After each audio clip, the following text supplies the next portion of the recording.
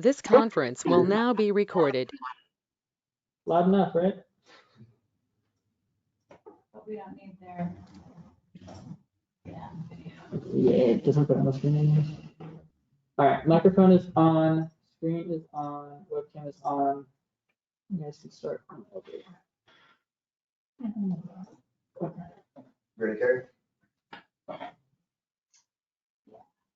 Just hoping to give them a couple more minutes, but. You want to give them a couple more minutes? All right. Call the BPAC meeting to order. First item of business, roll call, Ms. Barber.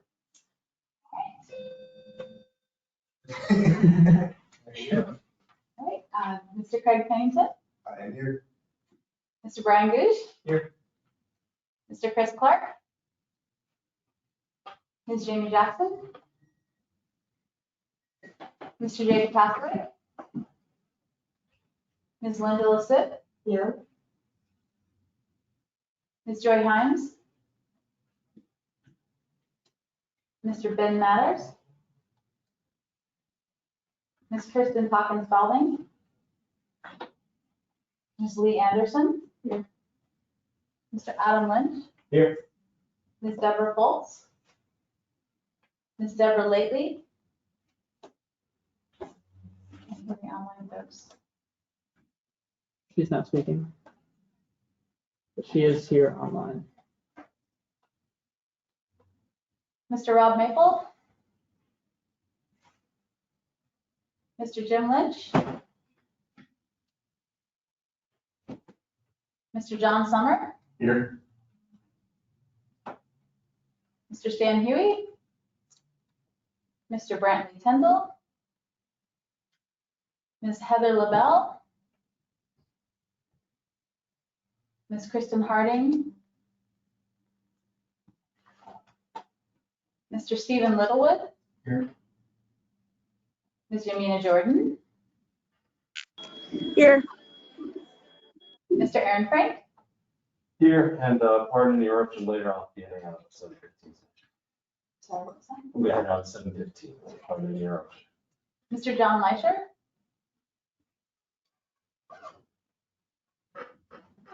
And that is the roll call.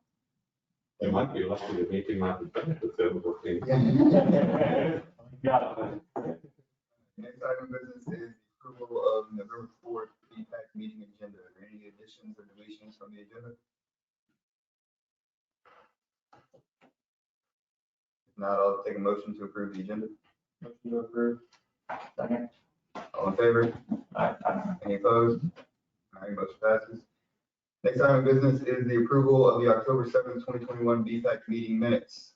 Ms. Barber, I know Kirsten Hawkins Spalding had some changes to minutes. Do you want to go over those real quick? Or? So I don't have a motion, I just made the changes. Okay, right. Are there any other changes to the minutes from the previous meeting? All right, hearing none, I'll take a motion to approve the minutes from October 7th meeting. I'll motion to approve. Thank you. Second? I'll second. All in favor for the approval of the previous meeting minutes, October 7th? In favor? Aye. Any opposed? Motion passes. Next item of business, Stanford Administrator Report, Mr. Ollis. That's me, I guess. Thanks, everyone. So what I've done today is to just focus this report on things that might interest BPAC. So typically bike and pedestrian related issues are not like, here's the whole universe of things that Tampa does. We've done an incredible amount of work this year, which you may or may not have seen.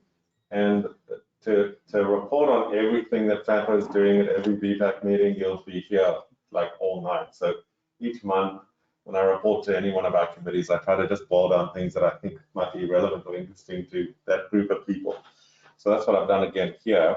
Just looked at what's going on all over the place and try to focus on things that might be interesting. So the East-West study, Smart Scale, the rural work program, from each of those, I just picked some things which might be relevant to you and a couple of other related projects. Next slide. So the East-West mobility study, just to update you where we are, we started in July of this year. and kicked off the first stakeholder meeting on the 9th of August and the second one in October. And we have another one coming up in December. BPAC has a representative on that group, so you should be kept informed as to what we do there, even if I'm not here. The study has 2 phases. Phase 1 focuses on transit and bike ped particularly, and then the setup for phase 2 for roadway projects, bike and ped projects, and the engineering work that we're going to do, planning projects for funding. There's a link there on the FAMPO website, and we post everything that stakeholder groups do and say on that website, together with all the documents and all that, so you can keep up to date by just clicking on the link. Or if you forget the link, just go to the FAMPO website and look for East-West Study. There's a tab, and all of the stuff is there, so you don't need to remember anything particularly. Next slide. So that was one of the meetings in this room. And I've just taken out of there projects which have been identified in the East-West Mobility Stakeholder Group as projects we need to focus on that have something to do with bike and ped and active transportation issues. So things we're going to investigate are bike ped access to the train stations and major transit stations. So we have the 4 train stations in our region, which you know about: Spotsylvania, Fredericksburg Central, Leland Road, and Brook Station. And then we also have perhaps the Fred Bus Transit Center area. We should also look at bike access to that. So we're going to be looking at those things. Potential additional crossing points for bike and ped to get over the I-95. How do people cross the I-95 if they don't actually want to get onto the I-95 and they're biking or walking? Bike and pedestrian connections to, okay, that's a duplicate, I don't know why that's there. A possible bike and ped bridge underneath the I-95 bridges. So across will be east-west, but north-south, it's not directly part of the East-West Studies mandate to do north-south things, but it's a project that the city was talking about, so we just mentioned it there. And then East-West regional bike ped routes and greenway. We have a number of places where we currently have bike and ped routes, the VCR trail, for example, or any one of the other trails, and they don't all connect. So we're also going to look at those kind of connections, and then using bikes as a mode of transportation, not just to ride on a green leafy trail on the weekend, but some people could use their bike to get to work. How do they do that? What points do we need to have connections that are missing for people to be able to bike to work safely, right? You can always cycle on all of the roads, but some of them are dangerous, and how do we do that? Next slide. Smart scale. Where are we with smart scale? We're at this point in the timeline of smart scale. So the initial first blush projects have been assembled, submitted by the different jurisdictions. The staff here at FAMPO put them together, package them in ways that we think will get the best deal for our region. And Matthew up here has sat and captured the details for VDOT, and VDOT is starting work assisting us with developing those projects that so that they get the best score, that they are going to score well in the smart scale process and hopefully get funded. So we're grateful to VDOT for helping us with that. Next slide. And these are the projects that have been selected by FAMPO as a group and by the GWRC. So the TAC, the policy committee, etc., all of our committees have had input into this. We've refined it, and we've submitted each of these, requesting VDOT to help us with refining these projects further before we go through the formal submission process. The reason I've highlighted these in red is because every single one of those in red has a bike or a pedestrian element of construction that is going to happen. Either a bike path is connected to the roadway or crosses the roadway, or is somewhere. I'm going to just take this off because it's stopping me speak properly, excuse me. I'll stand more than 6 feet away from you all. So each one of those in red already has a bike element. I mean, even this one, you might think widening the I-95 to 8 lanes between exit 130 and 126. What has that got to do with bike and ped? Well, that is what is the barrier on the VCR trail connecting the Spotsylvania section and the city section. So part of that application includes a culvert or a tunnel under the I-95. So that's why that's in red, because this is a massive, expensive tunnel to connect the VCR trail through. It's a major bike ped investment, but it doesn't, just by the title, you might not get that. And we've had some people ask questions of Vampire, oh, why isn't there any bike and ped project? Well, every single one of those, in some cases, very expensive bike and ped projects that are built into them. And there's one that doesn't, and that's because it's, you'll see this question mark there. And the reason for that is we don't yet have the final project details because there is a pipeline study being done by VDOT and the consultants in that particular location, and they haven't yet said, here are the findings of the study. So it's very possible that even this one is going to have either a sidewalk or a multi-use path or something attached to it, and we won't know that yet until that study has reached a more advanced stage. So it may be that 10 out of 10 of them in the end all have either a sidewalk, a bike path, a bridge for cyclists and pedestrians, or whatever the case is. So that just gives you an idea that our FAMPO smart scale applications, which is the big funding request we do every cycle, every 2 to 3 years, has a very big element of bike and ped built into it. It's not just a roadway. It's a roadway in some cases, plus all of these other things. The VCR project has got no roadway. It's all just bike and ped type stuff. And there are significant bridges, and the tunnel here is duplicated there again. So significant projects that involve bike and ped in our region. It's not just the lip service paid to bicycles and pedestrians. There are 10 projects. I'm saying 10 because I suspect we're going to get something in there as well. Beg your pardon. I think that's one of the speakers. I'll just pick it up quickly. So Matthew, the next slide. Yeah. That's just one of the projects that I thought I'd highlight because it's one of the big ones that focuses primarily on bike and ped. You can see the riverfront connector, the river park is there, Lafayette Boulevard connector. That black is the existing trail. The pink is a bridge over US 1. The blue is extending the trail to the I-95. The dark blue is the tunnel underneath the I-95, and the red is the other side of the I-95, continuing the trail further on. So we don't know if we'll be able to get all of those things. It might be too expensive for one project, and we might need to find a different way to get all of the bits, but certainly we try, right? If we get all that, it'll be Christmas. We can say, wow, we built the massive connections to the whole trail, but we try, right? So the staff, Adam and Matthew and Carrie, are trying desperately through Smart Scale to get us the bike and ped things that we think we really need. Next one. The US 17 study is a new study, which if you're from Stafford will know about.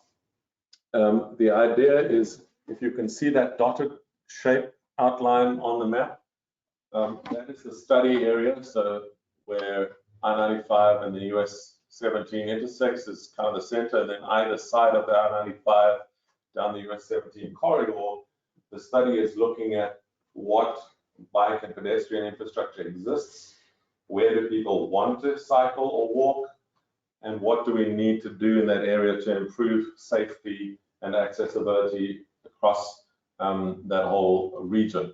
And of course, the Falmouth Bridge is over here. So just to give you context, that project is not got anything to do with Smart Scale or the East-West Mobility Study, or even really the Greenway Study. That is a project which the county started. They're running it themselves, but we try to work with all our jurisdictions to try to get all of these things to connect and line up and make sure that they actually work for people who use them, so that it will, integrate into the rest of what we do in the region. That project is also currently underway, so I can't give you the findings yet of the study. But we're certainly involved with the stakeholder group that is working on what the problems are there. They've identified a number of connectivity problems, and they're starting to work on solutions to those problems. So in due course, you'll be hearing more results as that study develops. Next one. The Rural Work Program.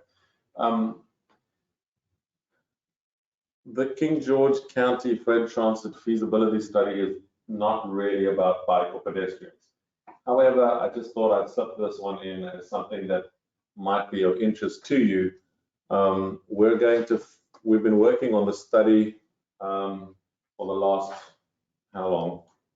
Since January. Yeah.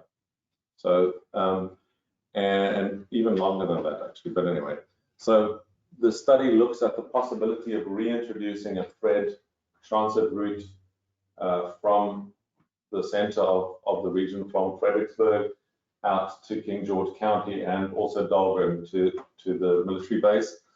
And the basic study is saying, what would it take to do this? Where would we put the best combination of bus stops, and what would the route look like?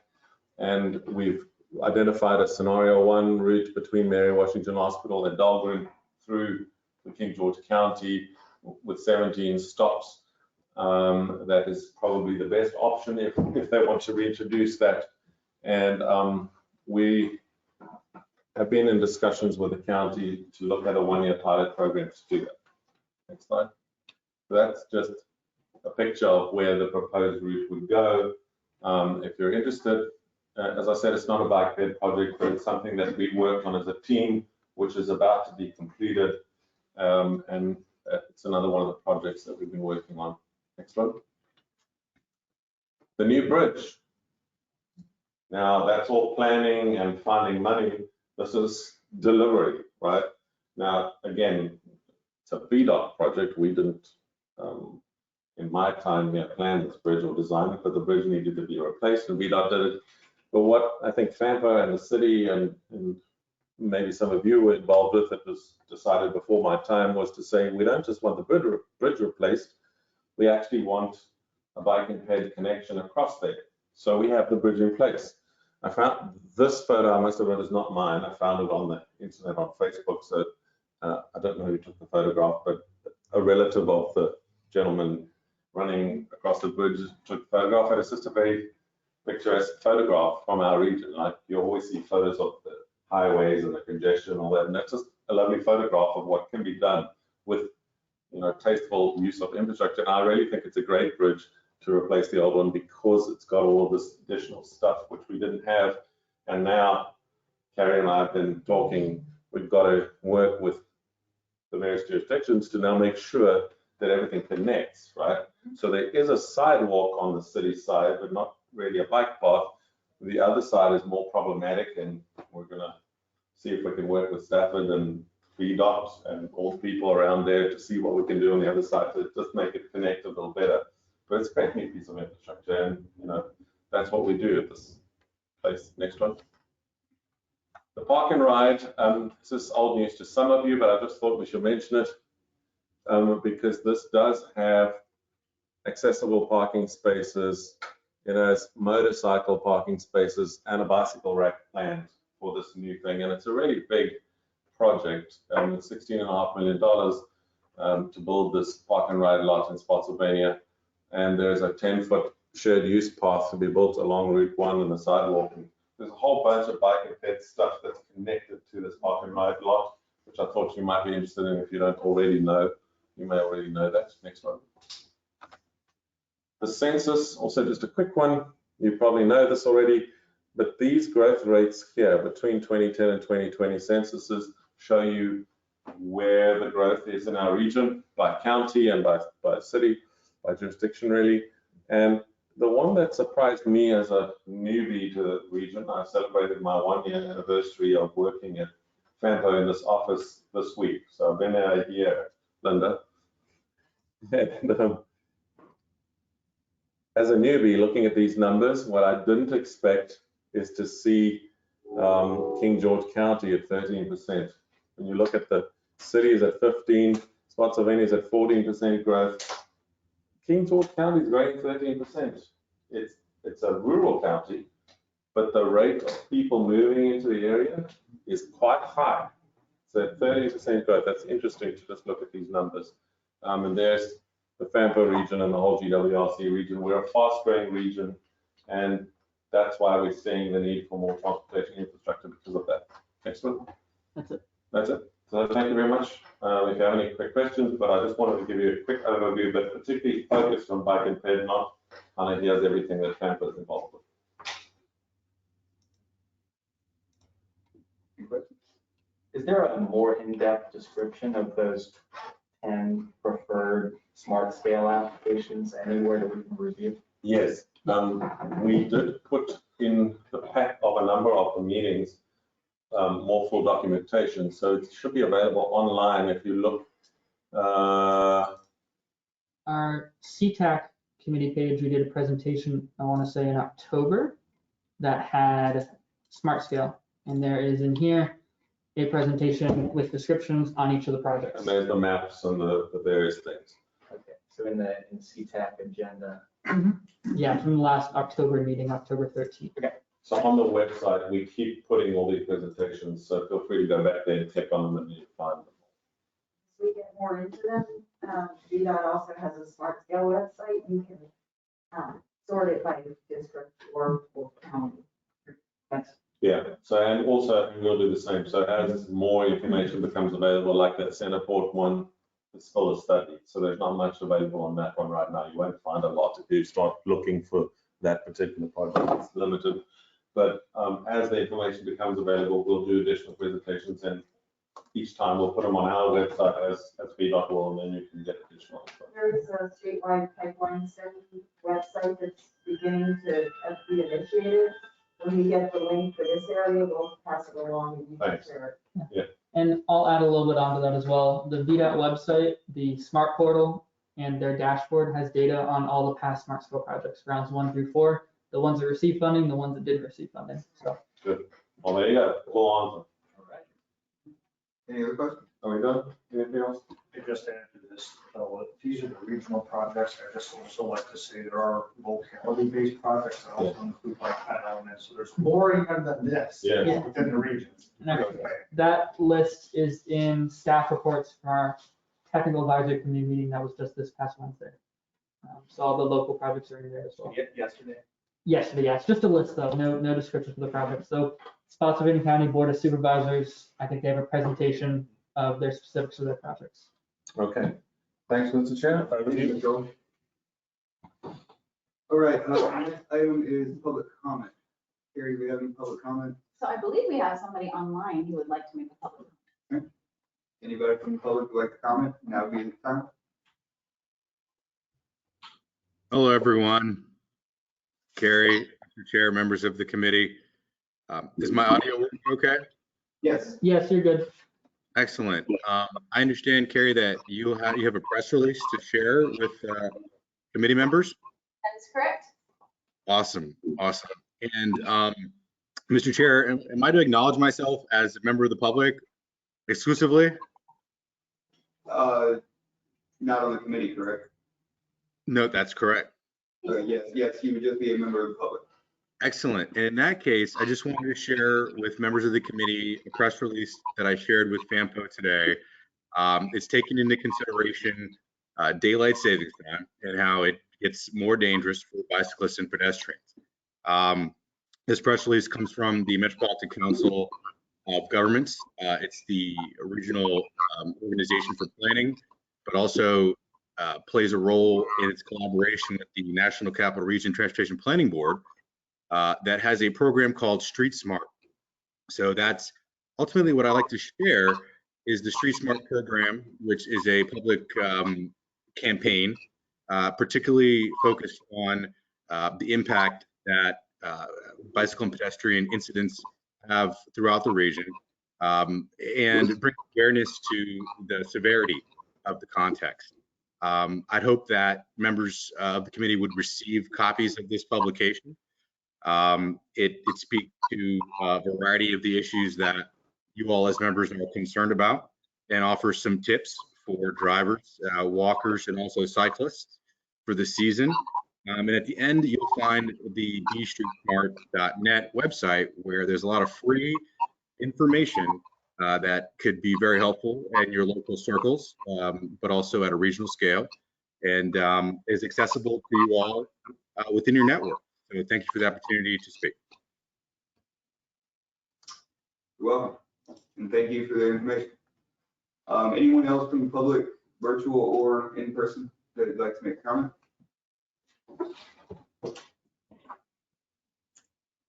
I just wanted to note that I will send a copy of that out to everyone after the meeting. All right, thank you. All right, with that, we'll close public comment and move on to discussion action items.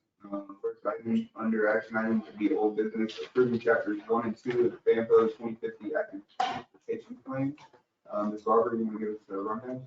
Great, so not quite ready for this yet, but what I wanted to point out is we talked all about it and made lots of comments and discussed it, and then we forgot to approve it. So I wanted to know if you would like to approve it.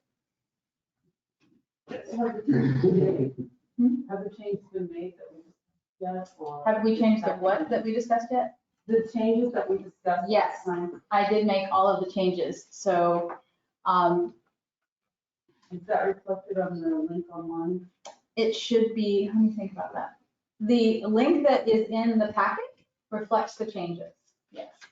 The link that says like link to entire document, yeah, those changes are there. Now, if you have seen any more changes that you'd like to make. No, I just thought we had changed the priority level on Levels Road, Levels Road to not be red because we. Oh, that's right. So I've been looking for that and I haven't found the answer to that question yet. But I couldn't change it because it didn't come from me. It comes from VDOT. Oh. So I can't just change it. Understood. That comes straight from VDOT's Pathways for Planning. Any further discussion?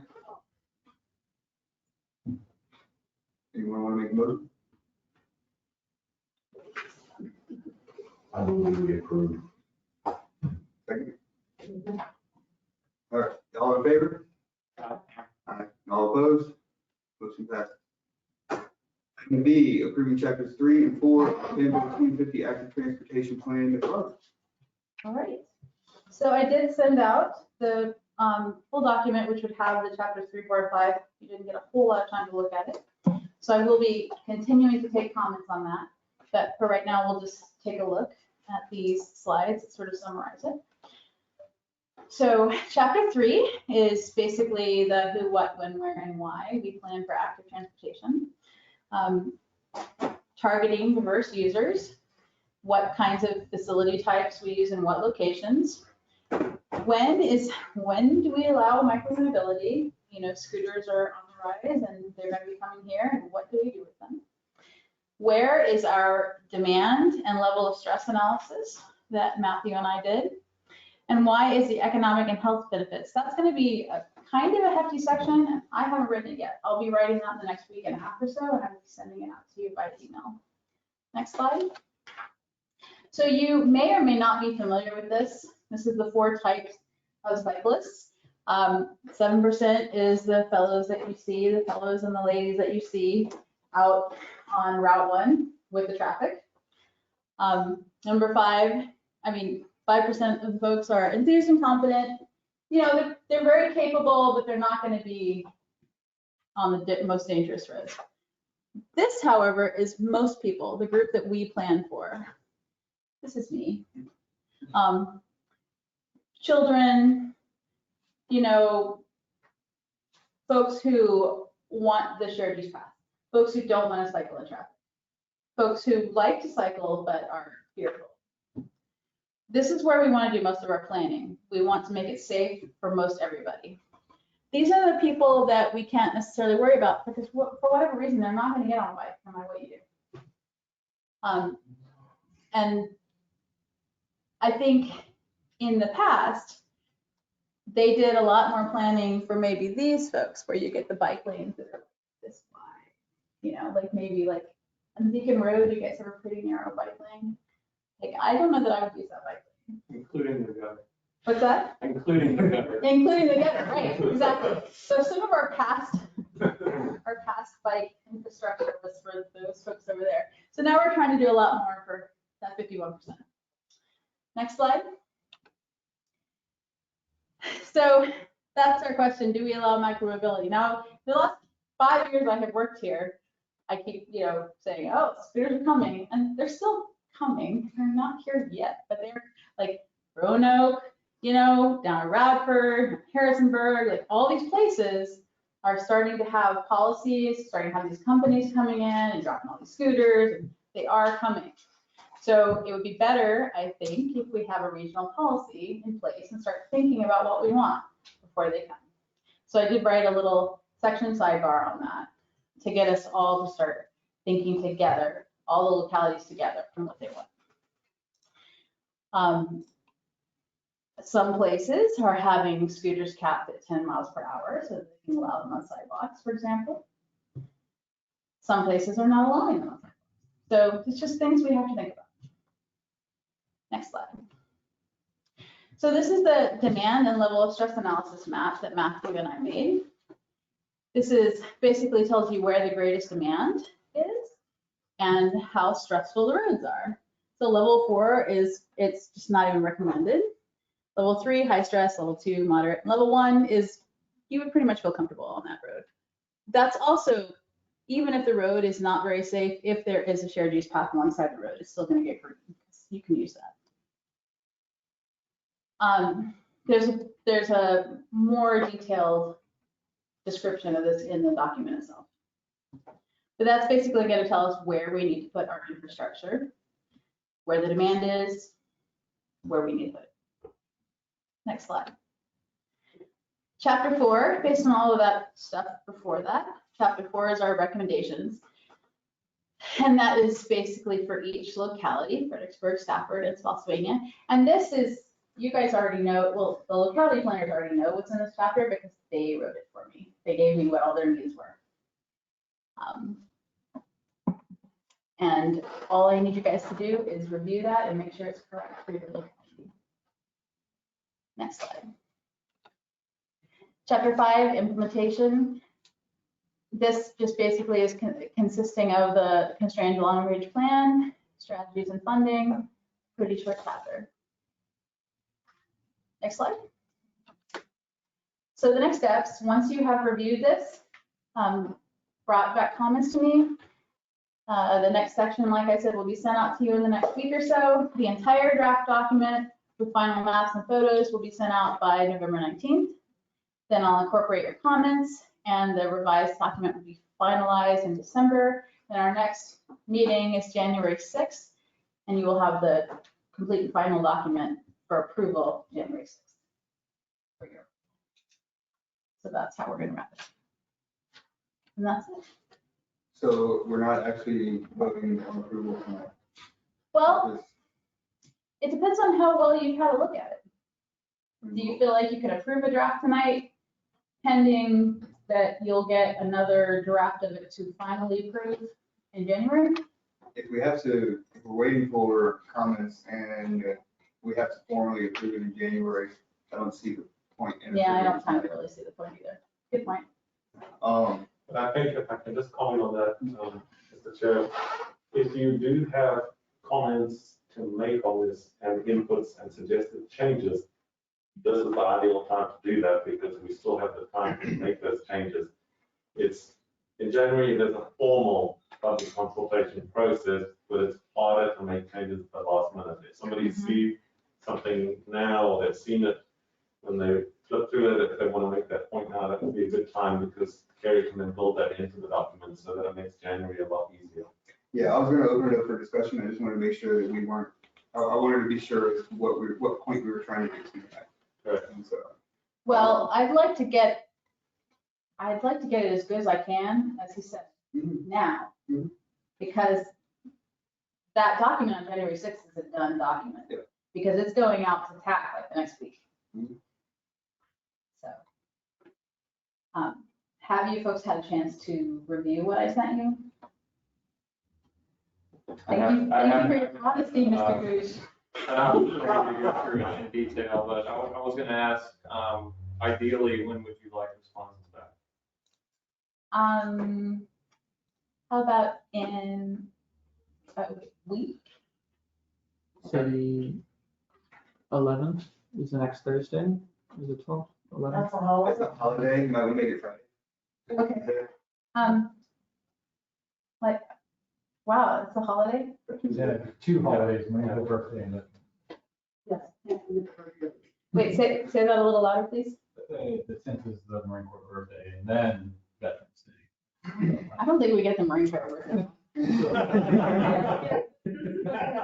our house. All right, so how about the 10th? Can we do that? All right. So comments by Wednesday, the 10th. Pop an email reminder just to this. Terry, I did read it and I got a couple things for minor, grammatical things. That's all I would. Okay. I'll send it. Okay. And the fact that tonight is you've got to do together. And you mentioned earlier in your presentation, the whole question of scooter sharing and also allied to that, I guess, is bike sharing. I'm very keen to know what the group's feeling is about those things. You raised the point, and I think that's a great point. And if there's anybody's got some input or feelings on that from the back and hip committee, I'd love to hear. Wasn't there a study recently that you did about bike sharing feasibility? Yeah, FIMPO did in 2017, a big bike share study, and the entire thing is an appendix to our 2045. And what was the finding? It wasn't feasible? It was feasible, yeah, and it's actually part of our CLRP still. Okay. The bike share. The timing was kind of unfortunate actually, because we did the bike share study right before scooters hit the scene in a big way, and so they weren't incorporated into the study. Because a lot of the bike share companies have started supplanting their bikes with scooters. They're just finding it, like, I guess, more cost effective for them. Makes sense. Especially in more urban areas. Yeah. So the finding that it was feasible, was that more so for specific areas like downtown? Yeah. Not really anywhere else? Or- Yeah, they concentrated the bike shares downtown with a few stations across the river in Falmouth, but mostly in downtown. Did they make any comment about Central Park? I haven't read it, I confess my ignorance. I don't remember, I don't think they went out to Central Park. I think they must have just got them downtown. Do people think it's a good idea or a bad idea to have scooter sharing and bike sharing? From the Stafford perspective, we don't have the draw for it yet. But if you think about where those programs exist, they in condensed residential areas, so multiplex living, that has their own retail and commercial sections in it, so like DC, of course, and then tourists supplementing that. Right now, for Stafford, we don't have a draw for that. Now, that's not saying the new town center or whatever that eventually becomes, and then the further growth of the Mine Road area and Courthouse Road. Potentially, a high population area, potential increase in commercial and high-end residential area being built around the hospital and over 95. Until that was like a 10-year project or more, so for Stafford, unless something seriously changes. I don't see bike or scooter sharing becoming a thing for Stafford, for northern Stafford. Yeah, maybe so. I know it's popular in Richmond where my son goes to school, VCU. It probably work around Mary Washington, even though it's not high rises. A large student population with nearby retail and food establishments. I think it's important in this document though that we mention what kind of support needs to be at the local to state level in order for this to happen. because if the state just nixes it, which I don't think they're doing, but, you know, and they defer it, say, to the localities, then we'll need places like Stanford to make sure that they're bringing in policies to their comprehensive plans. When you say the state mixes it with. No, I just meant like if the state came up with a statewide law about motorized scooters or micro mobility movements. Well, they did. They actually passed it to the localities. They said that the That's what I'm localities saying. were able to They defer it, set yeah. their own policies. And the other thing is, just as an aside comment, document, do you mention anything in there about the 3 E's of doing like multimodal planning? Like looking at the engineering and the education and the enforcement of creating successful multimodal areas. So that was in the 2045 document. I did not put it in this one. I was trying to streamline. So is that something that you think we should? I always think education is important, not just from the driver's standpoint, but also from a bicyclist standpoint. And I know somebody over there is smiling about being fearless. I know I would be caught on Route 1 in the rain, going uphill barefoot on a bike, you know, whatever. I admire those folks. But if I had and employees. Federal law requires wearing a mask. Come again? And denial. Sorry, I'm at an airport right now. I had a question. I didn't Violators mean to will also be interrupt. She says she's in there. I think two folks are trying to talk at once. I think it was the voices around here. Okay. Travel safely. I didn't mean to interrupt you. Go, whoever was talking, you can continue, and I'll interject in just a moment. I was done. I just wanted to see if you had considered it, so. Okay. Oh, okay. In that case, I just want to ask a brief question, or a quick question rather. There is some on Courthouse Road between, well, on the intersection of Jefferson Davis Highway and Courthouse Road. If any of you are familiar with that corner right across the street from the Stafford County building, there will be some bicycle pedex like crossing, and then also a walkway that's going to be built where currently it only exists as a driveway and a parking lot. And I was just curious to know how that plan is being implemented and who's tasked with that and how we could coordinate to continue that path through Jefferson Davis Highway all the way through, if possible. So I don't know if any of you are familiar with that at all. So I believe what you're referring to is the improvements right there at the courthouse where there's a path planned. I believe the path's on the west side of Route 1, and there's some turn lanes planned on Route 1 to help traffic movement at that intersection. Is that what you're referring to? I'm referring to, if you're familiar with Acquire Realty, the building that is catty corner across the street. You'll have to forgive me with northwest, east, south directions, but it's catty corner to the Stafford Courthouse at 2101 Jefferson Davis Highway. Yeah, so at the corner I'm giving you the exact address. Sorry about that. I believe Gerald is the owner. Yeah, there it is, right there.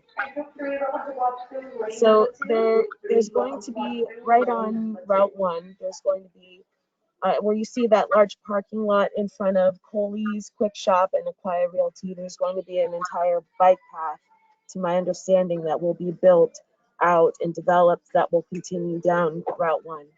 And I just want to know how far we're expanding that. Yeah, Because it will, sorry. Fountain Park. We have no control over the timeline of that development. However, I believe they're trying to get some plans in for that soon. So it could be as early as next year where they start breaking ground on developing that property there, including the walkway along Route 1. Carrie, is that something you can add into your proposal, which you put so much work into? So I just wanted to, say, wow, kudos to you. What was the question again? Can you repeat that? Yeah, I didn't know if it would make sense to add into Carrie's proposal if it's not already in there.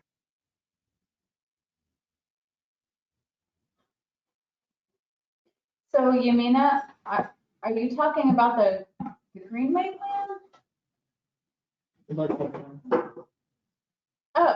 The list of projects I said like that. Yeah. Oh, It's a shared use path of sorts going down Route 1 from this location included in that.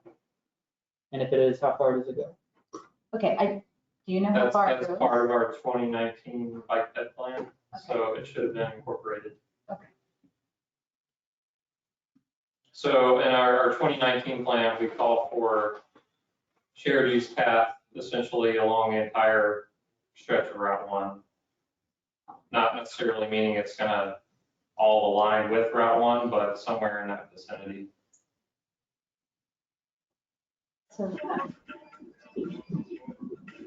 Okay, that sounds good. I'd like to hear more about that because it's really exciting and there are a lot of developments that will be behind those two buildings in commercial developments that are being proposed by the county planning committee.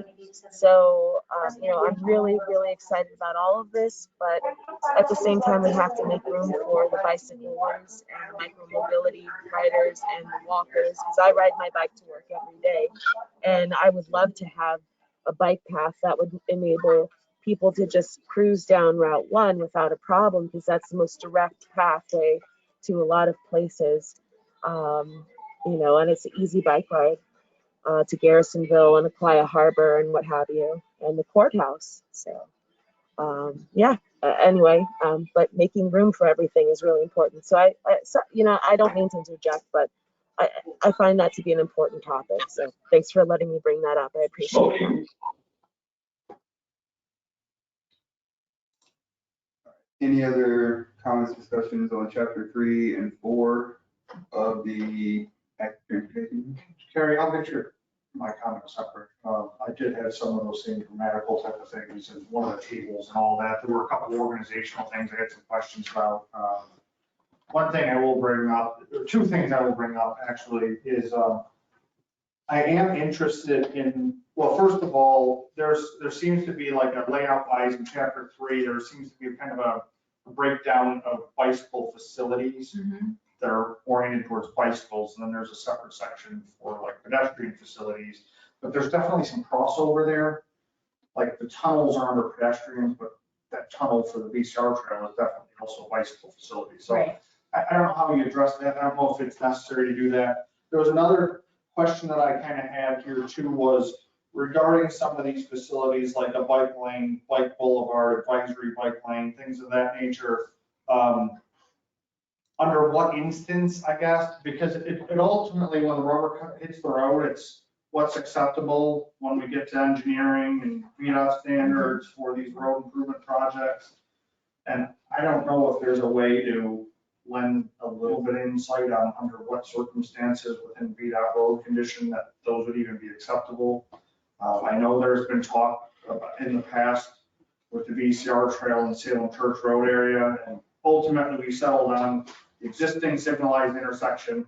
Unfortunately, we have to go, as you know, through part of an old landfill, and it's jacked the cost of that project up tremendously for a small section of trail. But, years ago, there was talk about, maybe we'll do one of these hawk signals and we pedestrian activated mid-block. Well, that's a no-no, just not flying. And, so sometimes it's good to have that kind of insight early on. I just thought that maybe we have some value. I don't know. Sure, no, that makes sense actually, because that section was written, well, as far as I know, unless he pulled it from somewhere else. That section was written by Nick Quint and I left it because it's kind of boilerplate. It's just definitions of facilities. Yeah, I'm just going after kind of what I see then, not all improvements are made the same when it comes to actually. That's for sure. That's for sure. I guess that's where I'm just years in, just realizing, sometimes that boilerplate could help if there's a little bit more descriptiveness on under what circumstances those would be helpful. But other than that, I'll just set my comments after it. Thank you. I have a very similar comment, like a segue from that, and put a finer point on the different facilities. It was the shoulder facility that I was reading. That advisory shoulder? Yeah. Which is interesting, but I haven't seen it in this part of the country at all Yeah, so it looked like you cracked the door open in terms of being like, there should be a rumble strip, if it's in excess of this speed limit. And I was encouraged to see that. And I think that some additional context and guidance could be really helpful. yet. Yeah, when I actually have put that into plans I've written, I give a lot more guidance because otherwise people go, what is that? Yeah, that can really work or really not work. Thank you.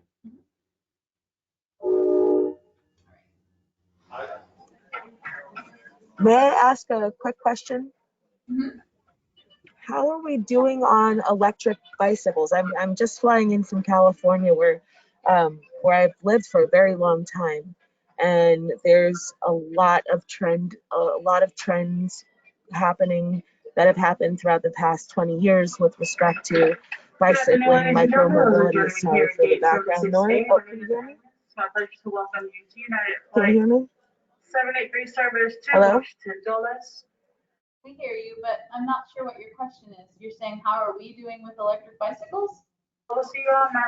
Yeah, what I'm essentially saying is that I would love to see more rental electric bicycles. That's the thing, rental scooters, rental electric bicycles. Once we start laying down more pavement on the ground for bicycling and micromobility and pedexing, I'm thinking that there's a lot of background, but I'm really thinking that we could have the ability to rent out bicycles and scooters and micromobility, like hoverboards or whatever that would be good for like segways, that would be good for big groups. Because that's something that's really, really popular in the Los Angeles area, and it's highly profitable, and some of those monies go to taxes for the county. Sorry to interrupt. We're getting a lot of background noise there from the airport, I guess. It's really hard to understand what you're saying. Would you be able to send us your questions in writing, perhaps? Shoot us an email or something that we could potentially cover at the next meeting? Sure. If you can hear me now, it seems like there was a lot of feedback. All I was saying was electric bicycles, electric scooters for rent would be something that's kind of futuristic, that would work really well for our shared counties. It's already happening in Los Angeles, and also can in part go to pay taxes for all of our counties. And helps with group activities. And I will, thank you.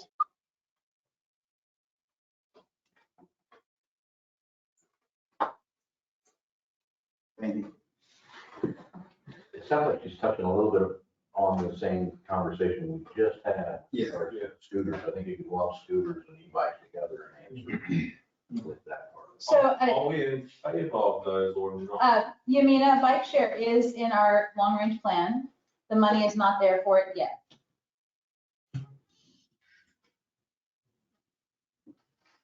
If you order a bicycle now, you're going to get it 2022. So the idea of dropping dozens or hundreds overnight, it takes a track. I've seen that done in other cities, but the bike manufacturers own it, maintain it.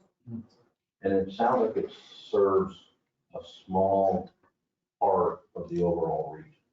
You're not for downtown Fredericksburg, I can see that. Central Park. Definitely. It lets you do something. I wouldn't ride bike. Yeah, but if we both bike lanes up there, dead flat, the ground is dead level, so, topography affects biking and scootering, right? If it's steep, no one wants to do it. But if it's dead flat, like it is up at Central Park in Spotsylvania Town Center, for example, or downtown city across the bridge into southern Stafford, those are very level pieces of ground where you could use that. E-bikes are awesome because they take the elevation.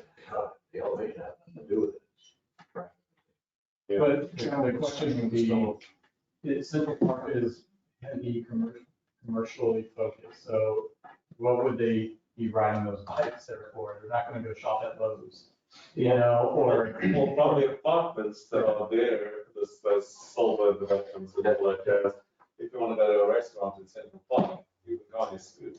Yeah, Or cycle, or whatever. that's what was my only question, like, if we're looking at a study, like, what, if we, well, one, do we want to do county, city invested shared bikes, or leave it up to LLC corporation and give them a policy to allow them to establish that as a, so private business ran.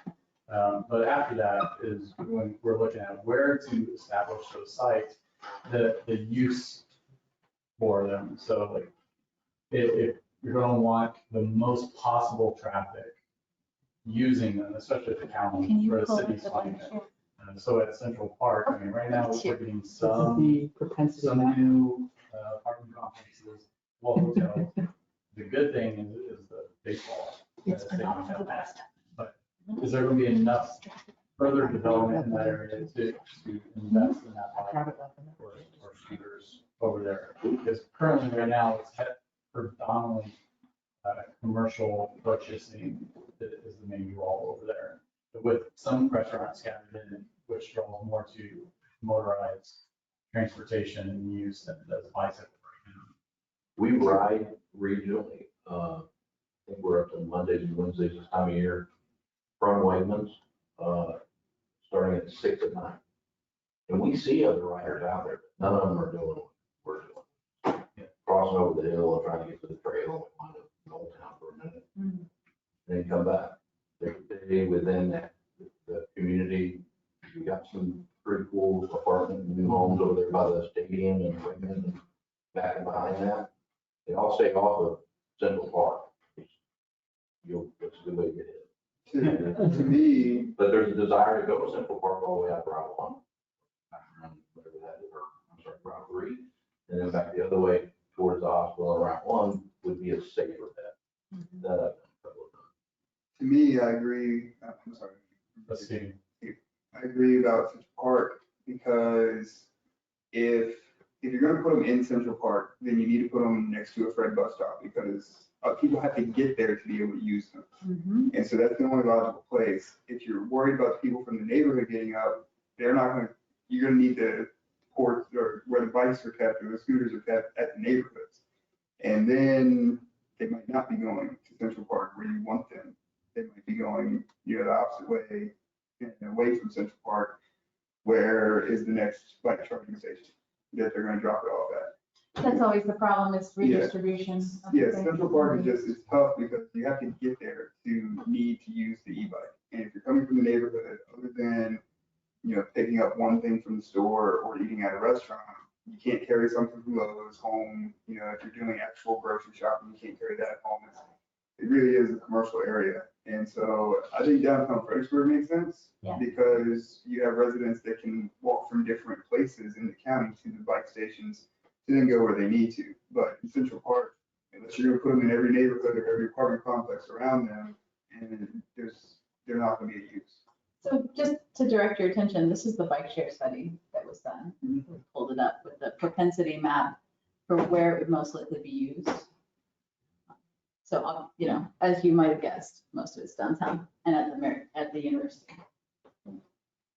I was going to mention too, I think I mentioned this at a previous meeting. I'm on the Fredericksburg Planning Commission, and they're doing their comprehensive plan update for everything in the city west of 95 right now.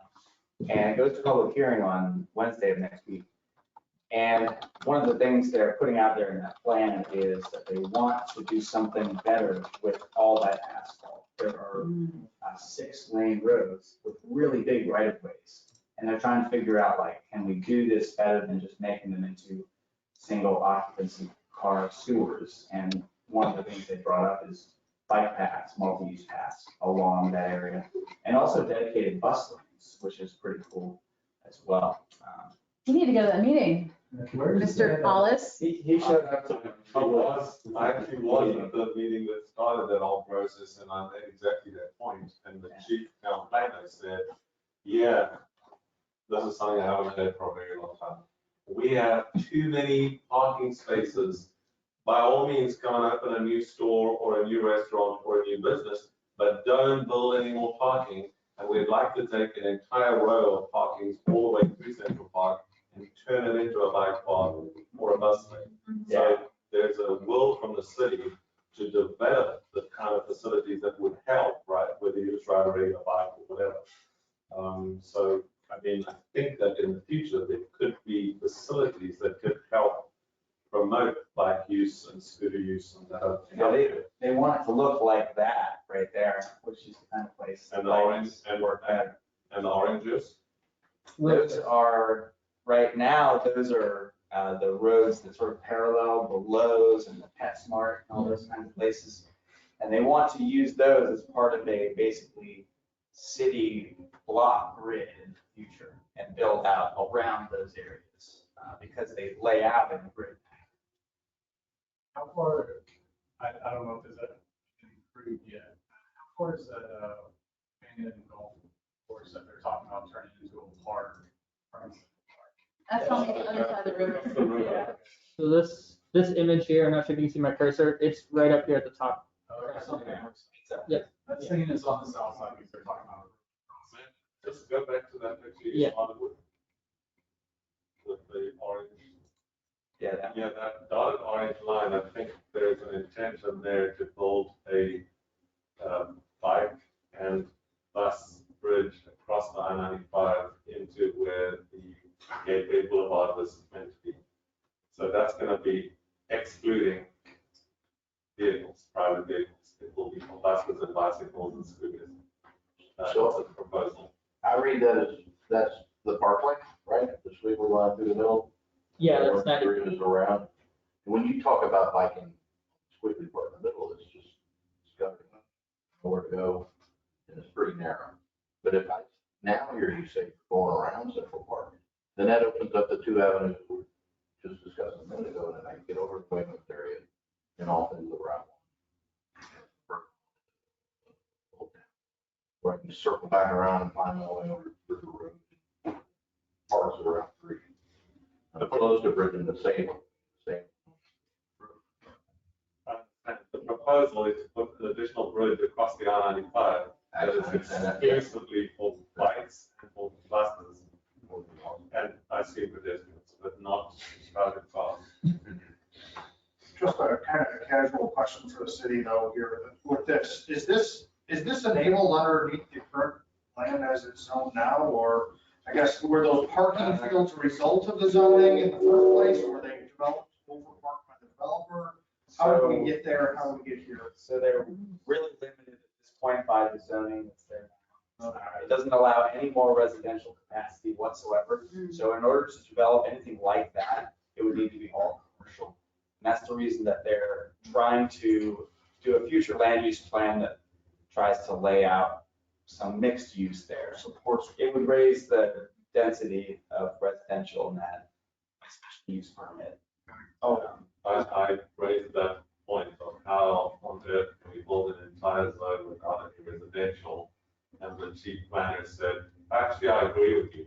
We're not going to rezone it now immediately ourselves, but we will look at applications on a case-by-case basis so that if they do apply for mixed use, we're not going to just turn it down at face value because the original zoning says no. We will look at a rezoning at the time to accommodate that. So I think there is some willingness to move on it. Something jumped out at me when that original heat map was shown, that was discussed earlier about universities and how important they can be. And certainly the private companies look outside of major metros, they look for university towns.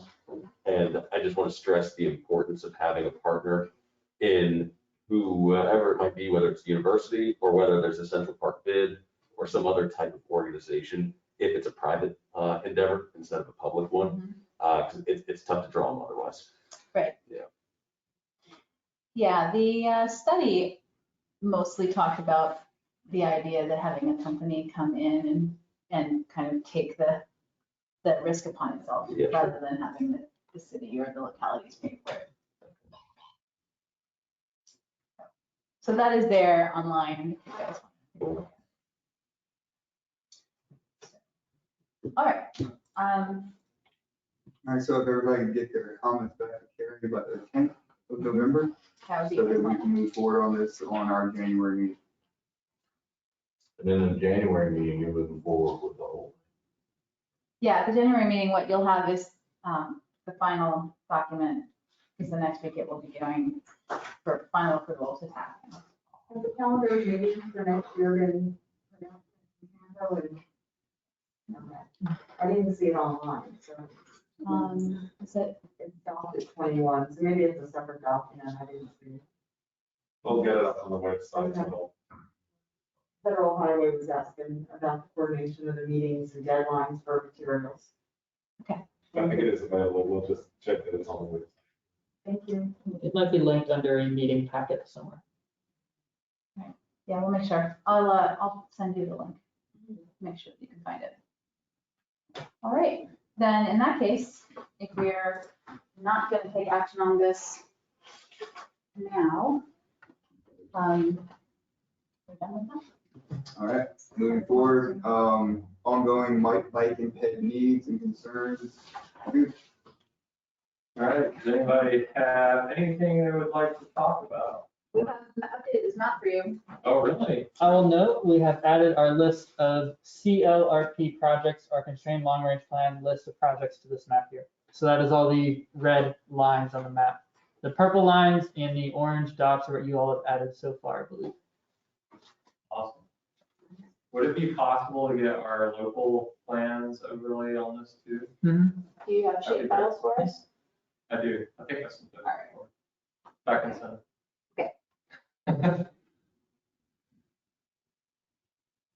Then yes, absolutely. Anybody got any complaints or Any new concerns? new concerns? So what are the things on the map mean? So the red, all these red lines are a list of projects in our constrained long range plan, our 2050 plan that's out for draft, or the list of projects that the active transportation plan is a part of. So that is all the red lines, all of our projects, for instance, Mills Drive, shared use path. And then we have all the other items that you all have already seen before.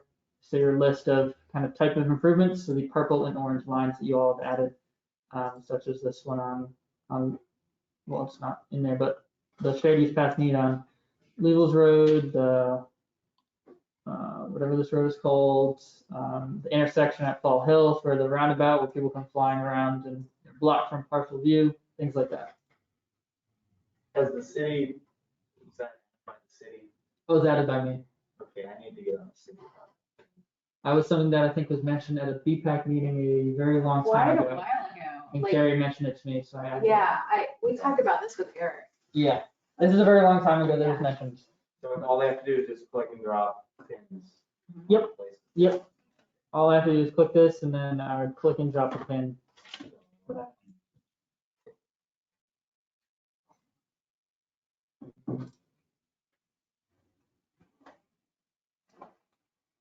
So if you come across something or if somebody says something to you about a place, that place, we'll keep a running, this is like kind of a running problems map. All right, in that case. All right, so we'll move forward to correspondence. Do we have any correspondence so far? We just have this one thing, but Ian pretty much covered it.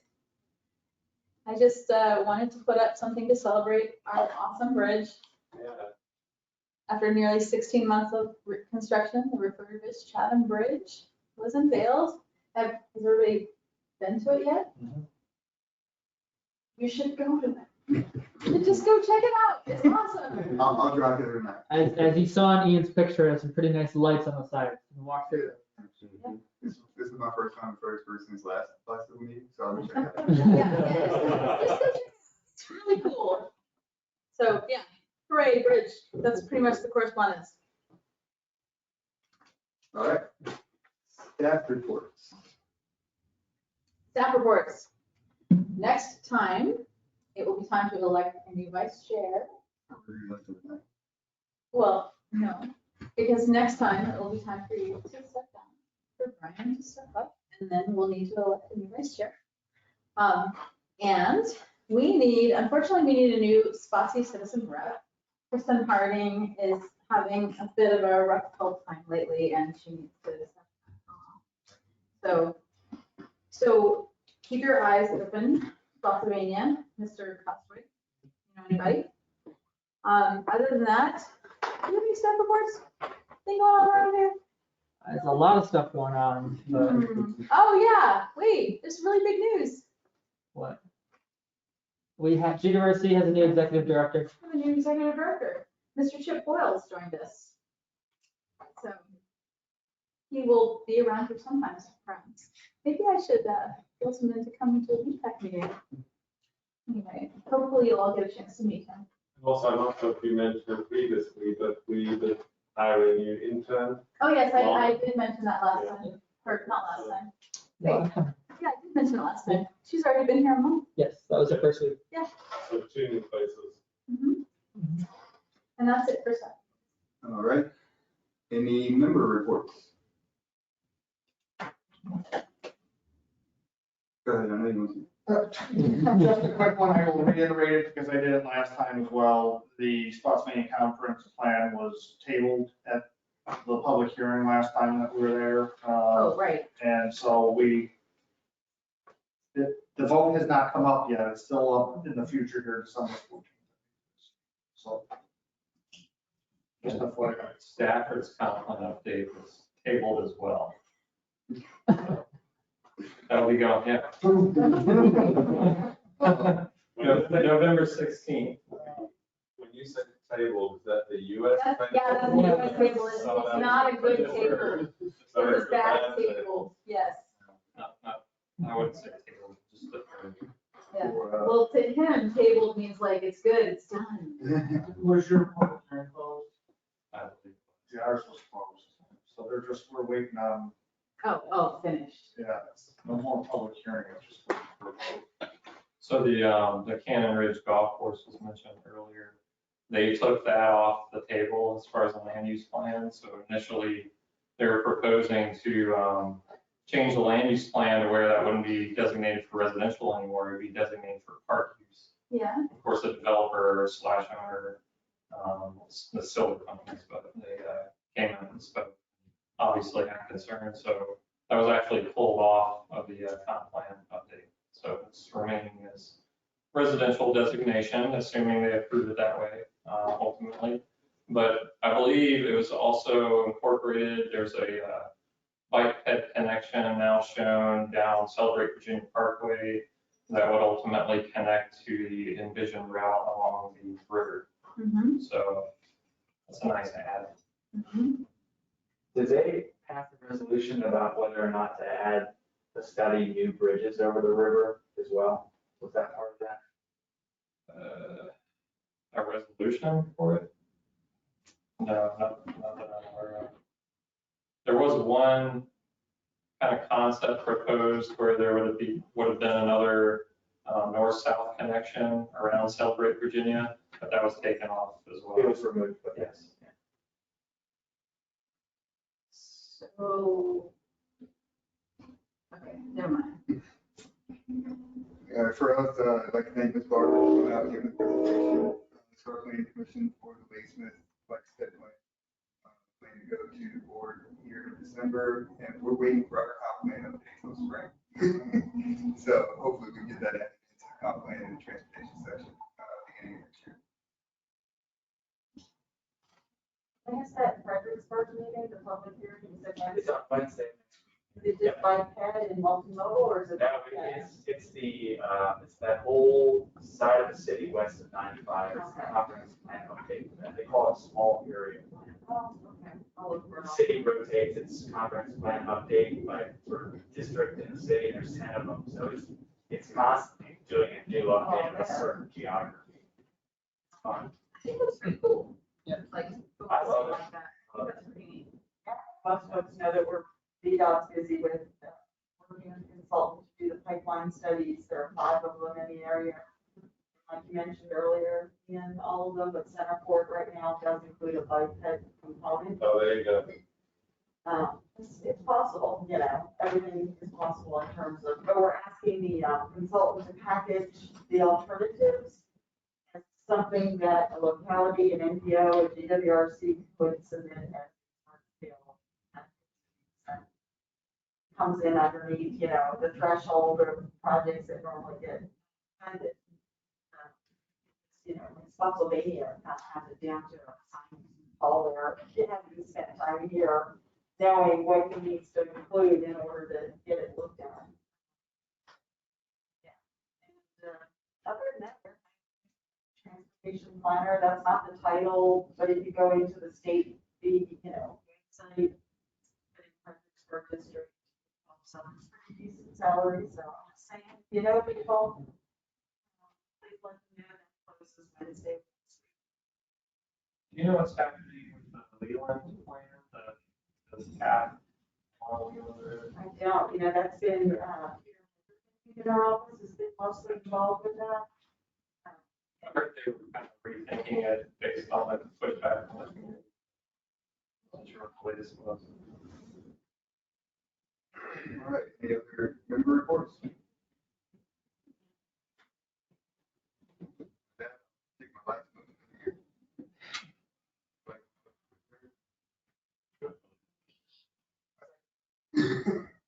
All in favor? Aye. All opposed? Motion to start meetings are